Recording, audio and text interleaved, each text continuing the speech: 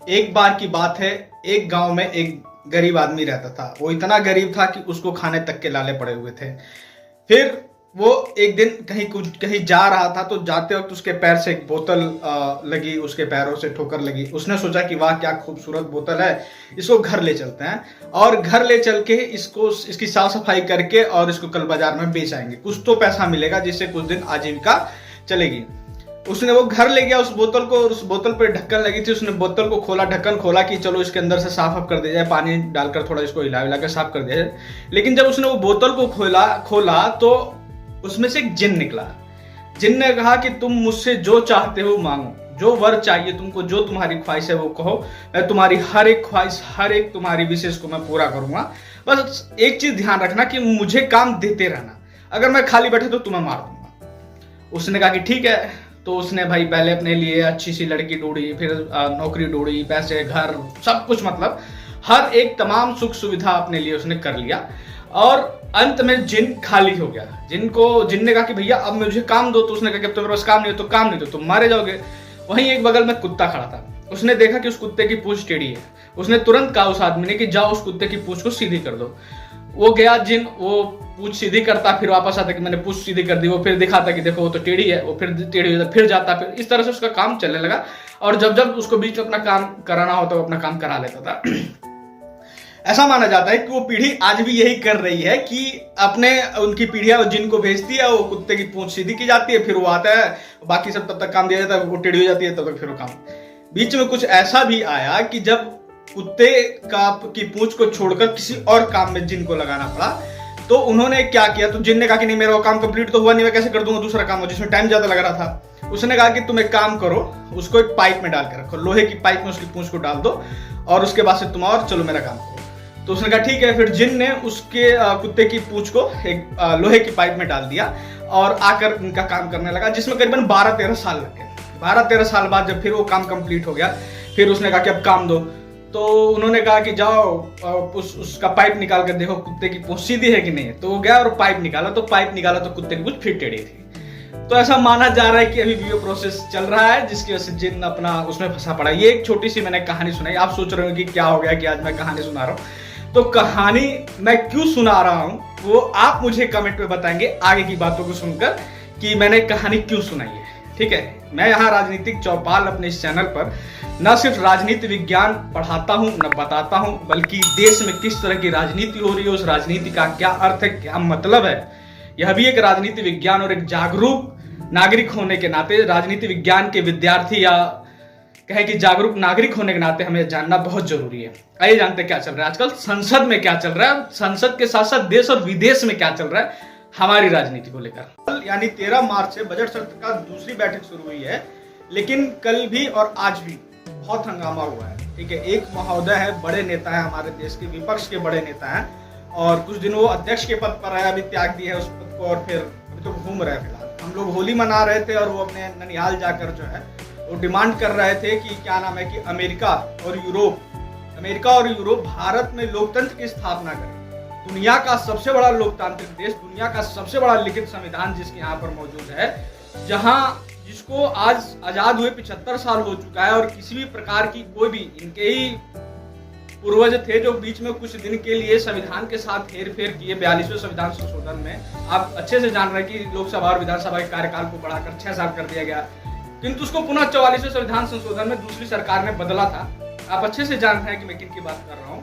और यही जाकर कह रहे हैं कि हमारे यहाँ लोकतंत्र का हनन हो रहा है, लोकतंत्र समाप्त हो चुका है। यहाँ की संस्थाओं पर बीजेपी का और आरएसएस का एक तरह से हड़प लिया इन्होंने, और इनकी मनमर्जी चल रही है और इनका प्रभुत्व स्थापित हो गया है।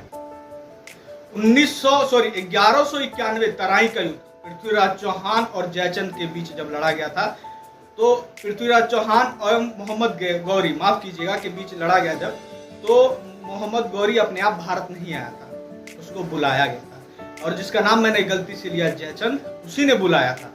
वो अलग की बात है कि क्या स्टोरी थी, कैसे थी, लेकिन बुलाया किसी ने बाहरी, कोई किसी अपने ही अपनी सत्ता पाने के लिए।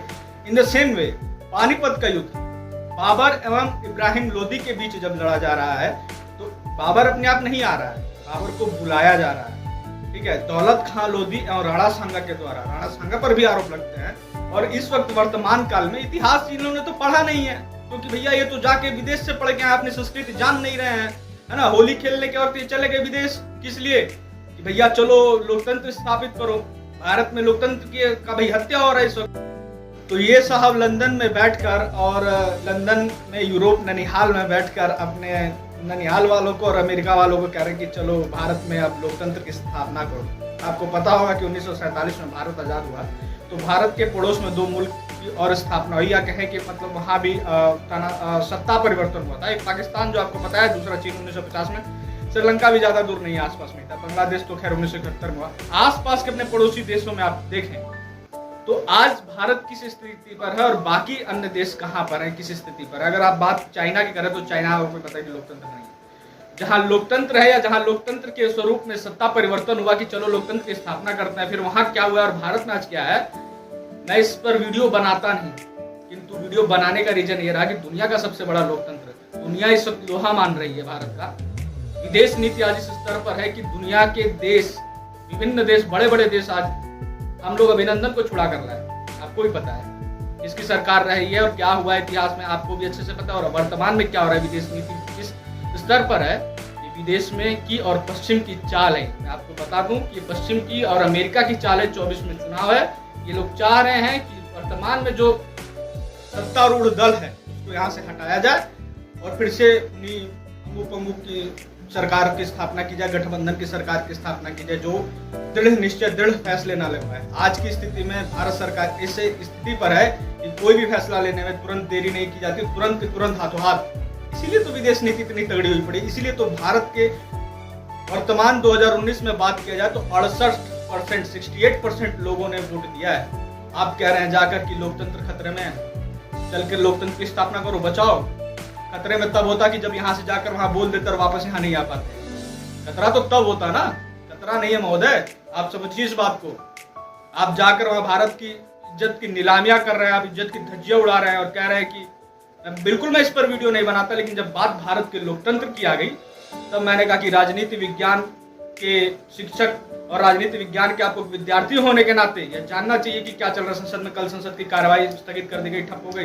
राज्यसभा में जब कहा गया कि उनको माफी मांगनी चाहिए तो सारे विपक्षी हो गया है, पूरा विपक्षी हो चुका है। विपक्षी इस वक्त इतना बरगलाया हुआ है कि कहीं कोई रामचरितमानस को गलत बता रहा है, उसको जला रहा है, तो कहीं कोई उसमें लिखी हुई बातों को अनर्गल कह रहा है। इस तरह से विपक्ष इस वक्त एक हुआ पड़ा है कि खैर उस कहानी का क्या इस घटना से लिंक है, विपक्ष और महोदय साहब से क्या लिंक है, मुद्दा तो कोई है नहीं। सरकार के पास अगर आप कह रहे मुद्दा नहीं, तो आपके पास कौन सा मुद्दा है आप गिनवाने के लिए? आप ये भी तो बताइए। उस कहानी का इस वीडियो, इस घटना से क्या लिंक है जो मैंने बताया। अभी संसद में आज भी हंगामा चल ही रहा है, चला है आज भी, मैं जब वीडियो बना रहा हूँ तो चल रहा है। तो आप हमें बताइए इस कमेंट करके कि इस घटना का और उस कहानी से क्या लिंक है। ठीक है, फिर मिलते हैं अपने अगले वीडियो में, तब तक के लिए जय हिंद, जय भारत।